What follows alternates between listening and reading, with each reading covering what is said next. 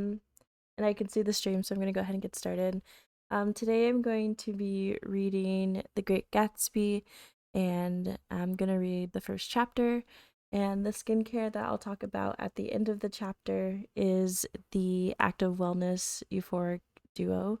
So it's a two-part skincare product. There's one part that is the exfoliator, and that is the part where you clean your face first and then you put on the grains, and then the second part is the accelerator, and that speeds up the process of cleaning out your pores. So if you have any questions on that as I'm talking and reading the story, feel free to drop those in the chat. Otherwise, I'm going to go ahead and get started.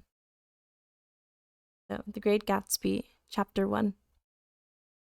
In my younger and more vulnerable years, my father gave me some advice that I've been turning over in my mind ever since. Whenever you feel like criticizing anyone, he told me, just remember that all the people in this world haven't had the advantages that you've had. He didn't say any more, but we've always been unusually communicative in a reserved way, and I understood that he meant a great deal more than that. In consequence, I'm inclined to reserve all judgments, a habit that has opened up many curious natures to me and also made me the victim of not a few veteran bores. The abnormal mind is quick to detect and attach itself to this quality when it appears in a normal person, and so it came about that in college I was unjustly accused of being a politician because I was privy to the secret griefs of the wild, unknown men. Most of the confidences were unsought. Frequently I have feigned sleep, preoccupation, or a hostile levity when I realized by some unmistakable sign that an intimate revelation was quivering on the horizon. For the intimate revelations of young men, or at least the terms in which they express them, are usually plagiaristic and marred by obvious suppressions. Reserving judgments is a matter of infinite hope. I am still a little afraid of missing something as I forget that, as my father snobbishly suggested, and I snobbishly repeat, a sense of the fundamental decencies is paralleled out unequally at birth.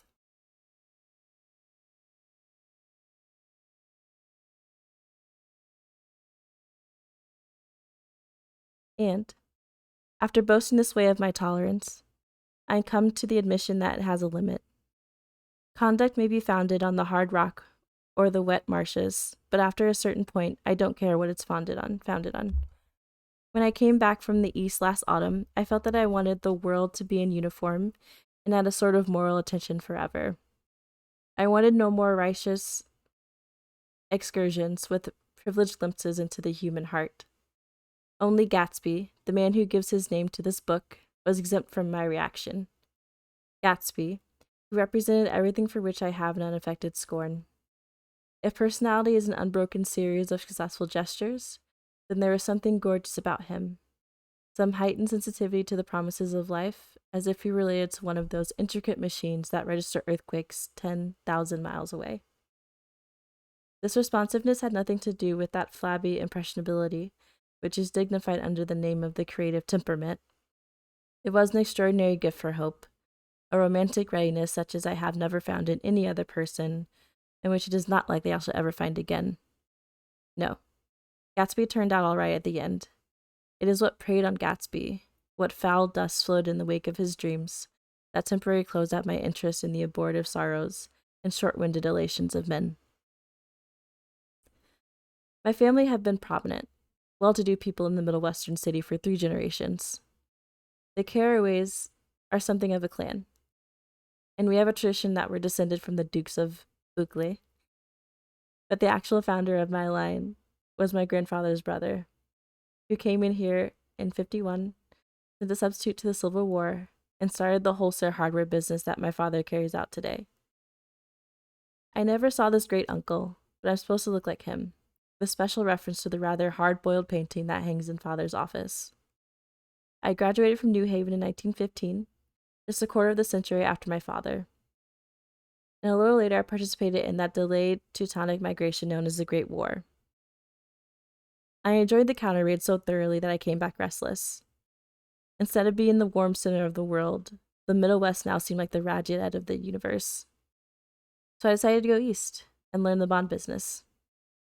Everybody I knew was in the bond business, so I suppose it could support one more single man. All my aunts and uncles talked it over as if they were choosing a prep school for me, and finally said, "Why, yes," with very grave, hesitant faces. Father agreed to finance me for a year, and after various delays, I came east permanently, I thought, in the spring of 22. The practical thing was to find rooms in the city, but it was a warm season, and I had just left a country of wide lawns and friendly trees. So when a young man at the office suggested that we take a house together in a commuting town, it sounded like a great idea. He found the house, a weather-beaten cardboard bungalow, at $80 a month, but at the last minute the firm ordered him to Washington, and I went out to the country alone. I had a dog. At least I had him for a few days until he ran away. And an old Dodge, and a Finnish woman who made my bed and cooked breakfast and muttered Finnish wisdom to herself over the electric stove. It was only for a day or so, until one morning some man, more recently arrived than I, stopped me on the road. "How do you get to West Egg Village?" he asked helplessly. I told him, and as I walked on, I was lonely no longer. I was a guide, a pathfinder, an original settler. He had casually conferred on me the freedom of the neighborhood. And so with the sunshine and the great burst of leaves growing on the trees, just as things grow in fast movies, I had that familiar conviction that life was beginning over again with the summer. There was so much to read, for one thing, and so much fine health to be pulled down out of the young breathing air. I bought a dozen volumes on banking and credit and investment securities, and they stood on my shelf in red and gold like new money from the mint, promising to unfold the shining secrets that only Midas and Morgan and Macinus knew. And I had the high intention of reading many other books besides. I was rather literate in college. One year I wrote a series of very solemn and obvious editorials for the Yale News, and now I was going to bring back all such things into my life and become again the most limited of all specialists, the well-rounded man. This isn't just an epigram. Life is much more successfully looked at from a single window after all. It was a matter of chance that I should have rented a house in one of the strangest communities in North America. It was on that slender, righteous island which extends itself due east of New York, and where there are, among other natural curiosities, two unusual formations of land. 20 miles from the city, a pair of enormous eggs, identical in contour and separated only by a curtsy bay, jut out into the most domesticated body of salt water in the Western Hemisphere. The Great Wet Barnyard of Long Island Sound. They are not perfect ovals, like the egg in the Columbus story. They are both crushed flat at the contact end. But their physical resemblance must be a source of perpetual wonder to the gulls that fly overhead.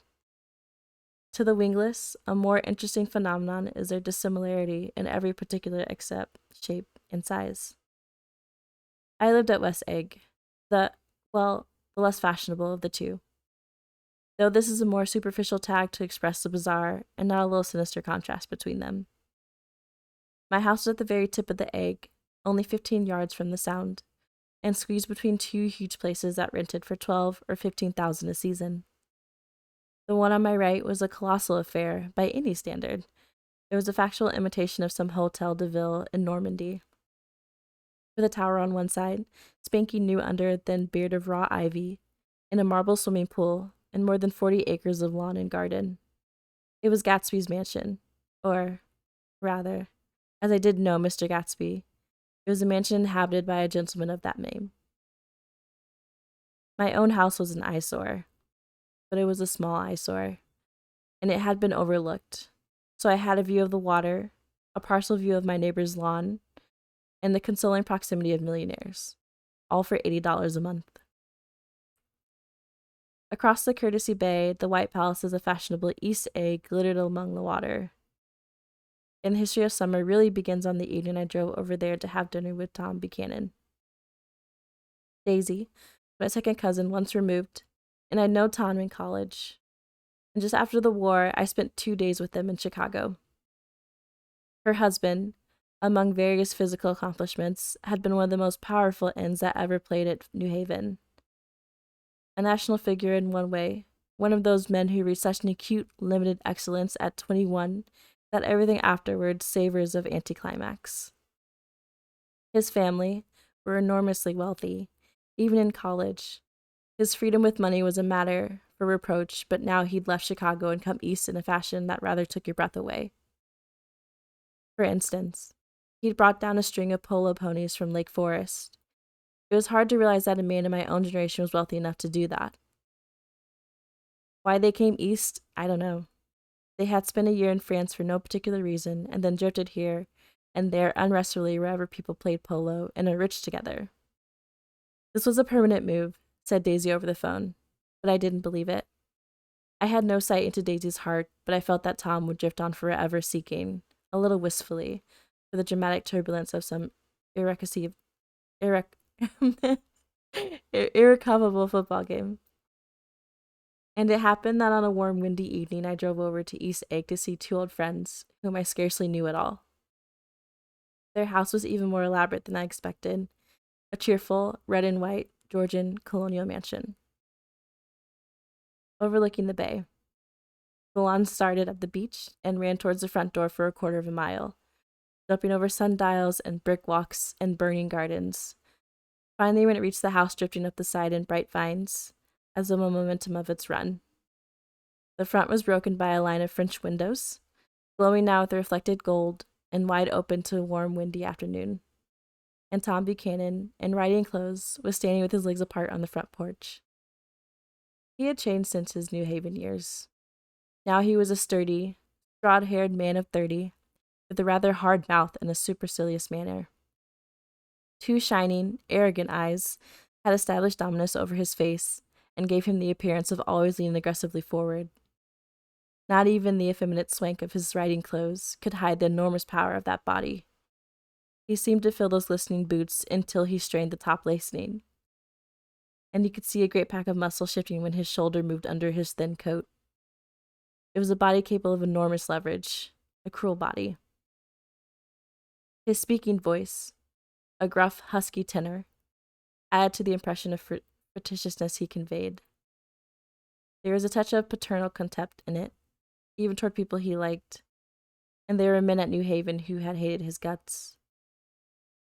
Now, don't think my opinion on these matters is final, he seemed to say, just because I'm stronger and more of a man than you are. We were in the same senior society, and while we were never intimate, I always had the impression that he approved of me and wanted me to like him with some harsh, defiant wistfulness of his own. We talked for a few minutes on the sunny porch. I've got a nice place here, he said, his eyes flashing about restlessly. Turning me around by one arm, he moved a broad, flat hand across the front vista, including in its sweep a sunken Italian garden, a half-acre of deep, pungent roses, and a snub-nosed motorboat that bumped the tide offshore. It belonged to Domain, the old man. He turned around again politely and abruptly. We'll go inside. We walked through a high hallway into a bright, rosy-colored space, tragically bound into the house by French windows at either end. The windows were ajar and a gleaming white against the fresh grass outside that seemed to glow a little way into the house. A breeze blew through the room, blew curtains in at one end and out the other like pale flags, twisting them up toward the frosted wedding cake of the ceiling, and then rippled over the wine-colored rug, making a shadow on a wind, as does the sea. The only completely stationary object in the room was an enormous couch, on which two young women were buoyed up as though upon an anchored balloon. They were both in white, and their dresses were rippling and fluttering as if they had just been blown back in after a short flight around the house. I must have stood for a few moments listening to the whip and snap of the curtains and the groan of a picture on the wall. Then there was a boom as Tom Buchanan shut the rear windows and the caught wind died out in the room. And the curtains and the rugs and the two young women ballooned slowly to the floor. The younger of the two was a stranger to me. She was extended full length at her end of the divan, completely motionless, and with her chin raised a little, as if she were balancing something on it which was quite likely to fall. If she saw me out of the corner of her eye, she gave no hint of it. Indeed, I was almost surprised in murmuring an apology for having disturbed her by coming in. The other girl, Daisy, made an attempt to rise. She leaned slightly forward with a conscientious expression. Then she laughed, an absurd, charming little laugh, and I laughed too and came forward into the room. I'm paralyzed with happiness. And she laughed again, as if she said something very witty, and held my hand for a moment, looking up into my face, promising that there was no one in the world that she wanted to see as much. That was a way she had.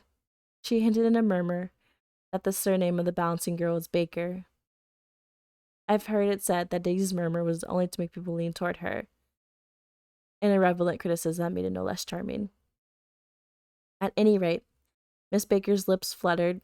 She nodded at me almost imperceptibly, and then quickly tipped her head back again. The object she was balancing obviously tottered a little and given her something of a fright. Again, a sort of apology arose to my lips, almost an exhibition of complete self-sufficiency, draws a stunned tribute from me. I looked back at my cousin, who began to ask me questions in her low, thrilling voice. It was a kind of voice that the ear follows up and down, as if each speech is an arrangement of notes that will never be played again. Her face was sad, and lovely with bright things in it, bright eyes and a passionate mouth. But there was an excitement in her voice that men who had cared for her found difficult to forget.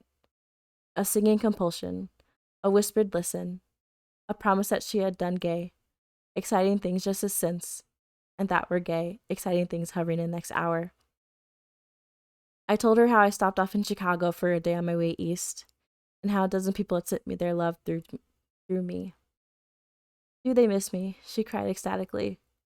The whole town is desolate. All the cars have left rear wheel painting, black as the morning reef, and there's a persistent wail all night along the North Shore. How gorgeous. Let's go back, Tom. Tomorrow. Then she added irrelevantly, You ought to see the baby. I'd like to. She's asleep. She's 3 years old. Haven't you ever seen her? Never. Well, you ought to see her. She's... Tom Buchanan, who had been hovering restlessly about the room, stopped and rested his hand on the shoulder. What are you doing, Nick? I'm a bondman. Who with? I told him. Never heard of them, he remarked decisively. This annoyed me. You will, I answered shortly. You will if you stay in the East.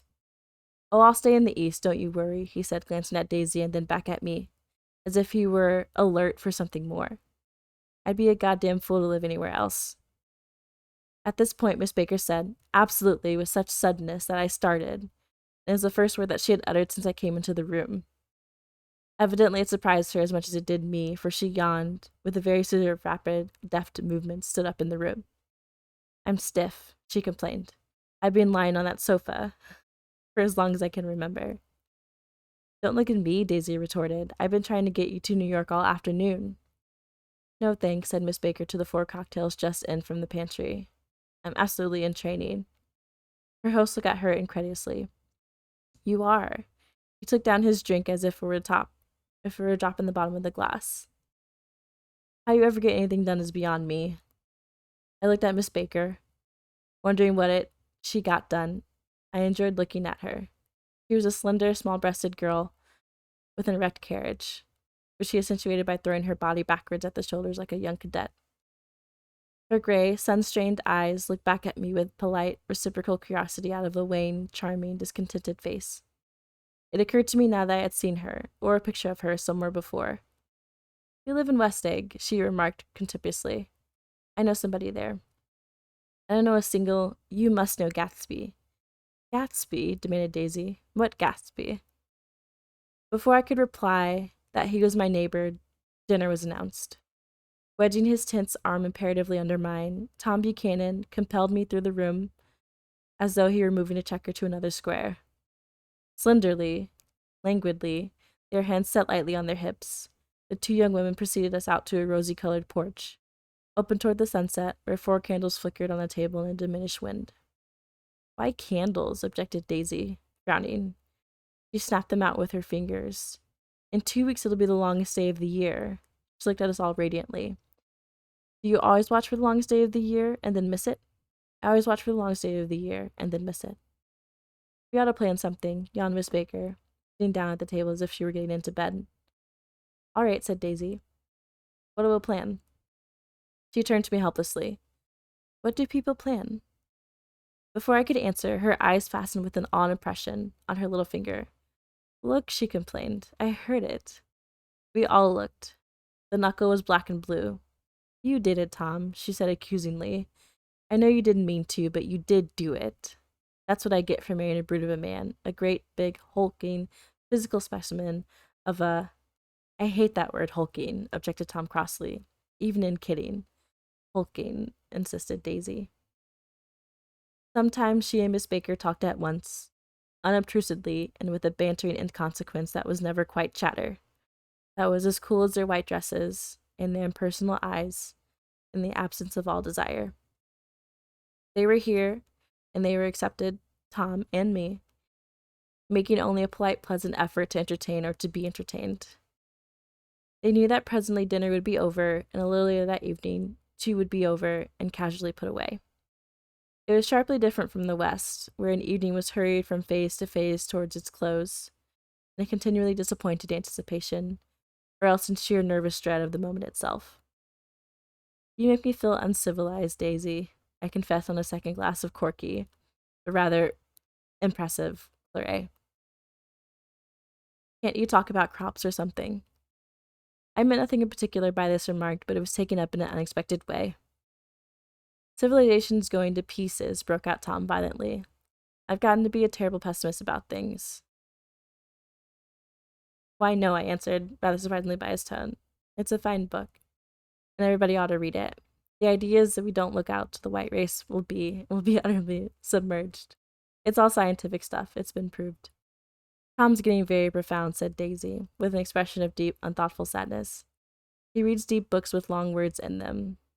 What was the word we— Well, these books are all scientific, insisted Tom, glancing at her impatiently. You ought to live in California, began Miss Baker, but Tom interrupted her by shifting heavily in the chair. The idea is that we're Nordics. I am, you are, and after an infinitesimal hesitation, he included Daisy with a slight nod, and she winked at me again. And we've all produced the things that go to make civilization, science, and art, and all of that. Do you see? There is something pathetic in his concentration, as if his complacency, more acute than of old, was not enough to him any more. When almost immediately the telephone rang inside, and the butler left the porch, Daisy seized upon the momentary interruption and leaned towards me. I'll tell you a family secret, she whispered enthusiastically. It's about the butler's nose. Do you want to hear about the butler's nose? That's why I came over tonight. Well, he wasn't always a butler. He used to be the silver polisher for some people in New York that had a silver service for 200 people. He had to polish it from morning till night until finally it began to affect his nose. Things went from bad to worse, suggested Miss Baker. Yes, things went from bad to worse until finally he had to give up his position. For a moment the last sunshine fell with romantic affection upon her glowing face. Her voice compelled me forward breathlessly as I listened. Then the glow faded, each light deserting her with lingering regret, like children leaving a pleasant street at dusk. The butler came back and murmured something else to Tom's ear, whereupon Tom frowned, pushed back his chair, and without a word went inside. As if his absence quickened something within her, Daisy leaned forward again, her voice glowing and singing. I love to see you at my table, Nick.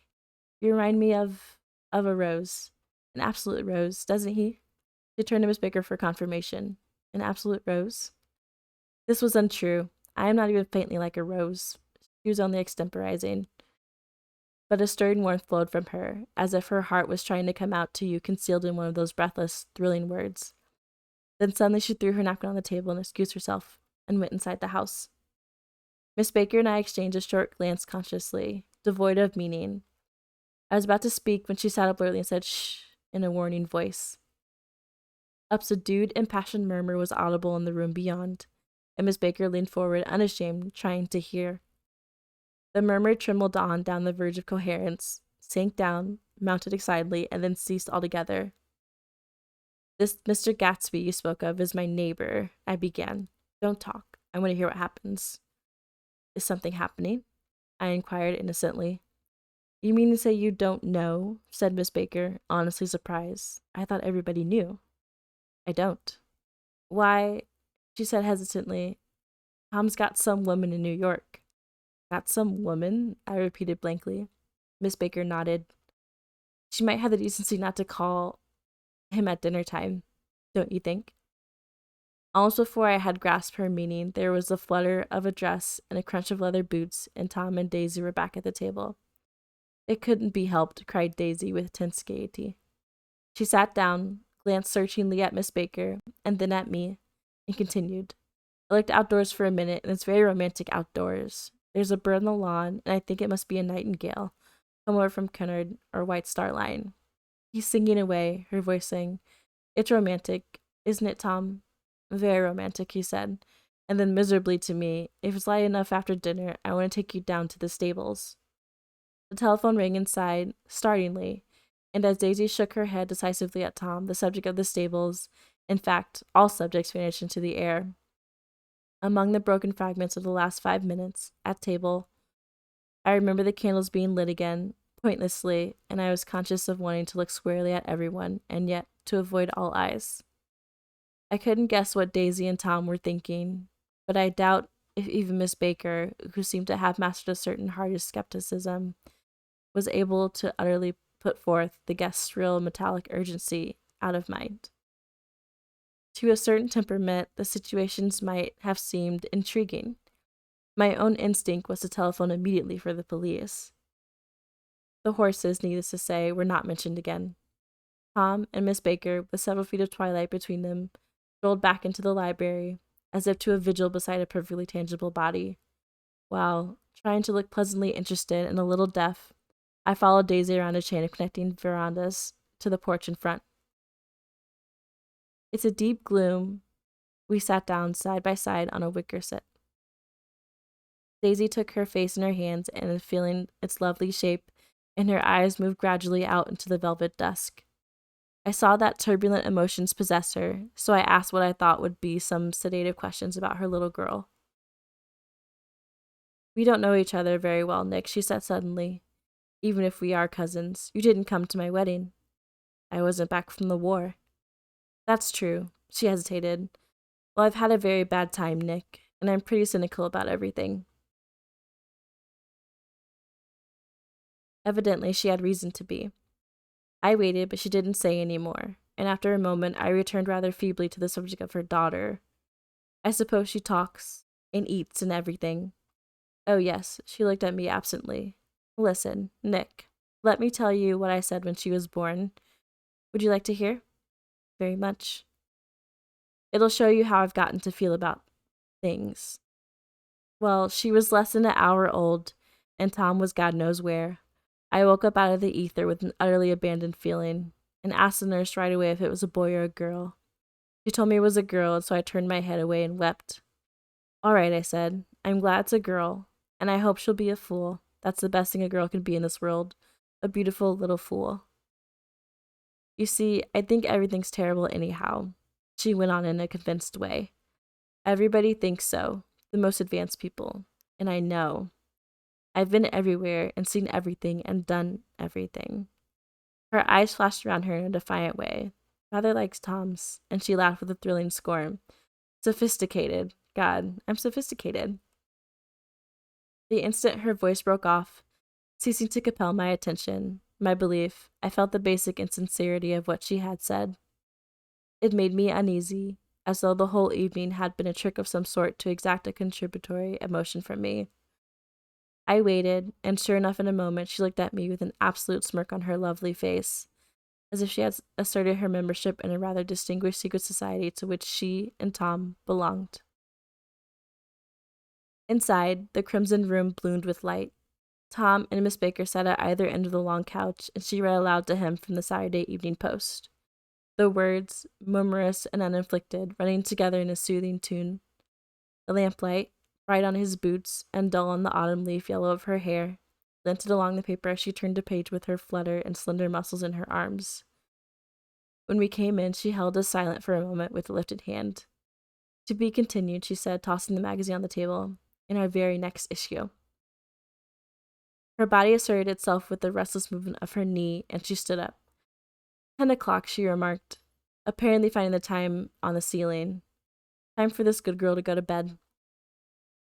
Jordan Jordan's going to play at the tournament tomorrow, explained Daisy, over at Westchester. Oh, you're Jordan Baker. I knew now why her face was familiar.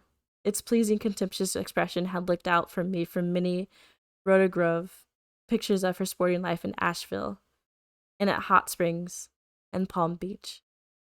I had heard some story of her too, a critical, unpleasant story, but what it was I had forgotten long ago.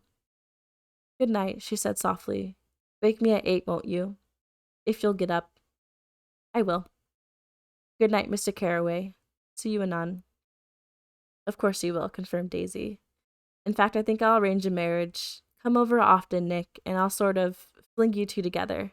You know, lock you up accidentally in linen closets and push you out to sea in a boat, and all that sort of thing. Good night, called Miss Baker from the stairs. I haven't heard a word. She's a nice girl, said Tom after a moment. They oughtn't to let her run around the country this way. Who oughtn't to? Inquired Daisy, coldly. Her family. Her family is one aunt, about 1,000 years old. Besides, Nick's going to look after her. Aren't you, Nick? She's going to spend lots of weekends out here this summer. I think the home influence will be very good for her. Daisy and Tom looked at each other for a moment in silence. Is she from New York? I asked quickly. From Louisville. Our white girlhood was passed together here. Did you give Nick a little heart-to-heart talk on the veranda? Demanded Tom suddenly. Did I? She looked at me. I can't seem to remember, but I think we talked about the Nordic race. Yes, I'm sure we did. Don't believe everything you hear, Nick, he advised me. I said lightly that I had heard nothing at all, and a few minutes later I got up to go home. They came to the door with me and stood side by side in a cheerful square of light. As I started my motor, Daisy called, Wait, I forgot to ask you something, and it's important. We heard you were engaged to a girl out west. That's right, corroborated Tom kindly. We heard that you were engaged. It's a libel. I'm too poor. But we heard it, insisted Daisy, surprising me by opening up again in a flower-like way. We heard it from 3 people, so it must be true. Of course I knew what they were referring to, but I wasn't even vaguely engaged. The fact that gossip had published the bans was one of the reasons I had come east. You can't stop going with an old friend on account of rumors. And on the other hand, I had no intention of being rumored into marriage. Their interest rather touched me and made them less remotely rich. Nevertheless, I was confused and a little disgusted as I drove away. It seemed to me that the thing for Daisy to do was to rush out of the house, child in arms, but apparently there was no such intentions in her head. As for Tom, the fact that he had some woman in New York was really less surprising than he had been depressed by a book. Something was making him nibble at the edge of a stale idea, as if his serious physical egotism no longer nourished his peremptory heart. Already, it was a deep summer on roadhouse roofs, and in front of the wayside garages, where new red petrol pumps set out pools of lights. And when I reached my estate at West Egg, I ran the car under its shed and sat for a while on the abandoned grass roller in the yard. The wind had blown off, leaving a loud, bright night with wings beat into the trees and a persistent organ sound as the full bells of the earth blew the frogs full of life. The silhouette of a moving cat wavered across the moonlight, and turning my head to watch it, I saw that I was not alone. 50 feet away, a figure had emerged from the shadow of my neighbor's mansion and was standing with his hands in his pockets, regarding the silver pepper of the stars. Something in his leisurely movements and the secure position of his feet upon the lawn suggested that it was Mr. Gatsby himself, come out to determine what share of his was of our local heavens. I decided to call to him. Miss Baker had mentioned him at dinner, and that would do for an introduction. But I didn't call to him, for he gave a sudden intimation that he was content to be alone. He stretched out his arms toward the dark water in a curious way, and, far as I was from him, I could have sworn he was trembling. Involuntarily, I glanced seaward and distinguished nothing except a single green light, minute, minute, and far away. That might have been the end of a dock. I looked once more for Gatsby. He had vanished, and I was alone again in the unquiet darkness. Okay.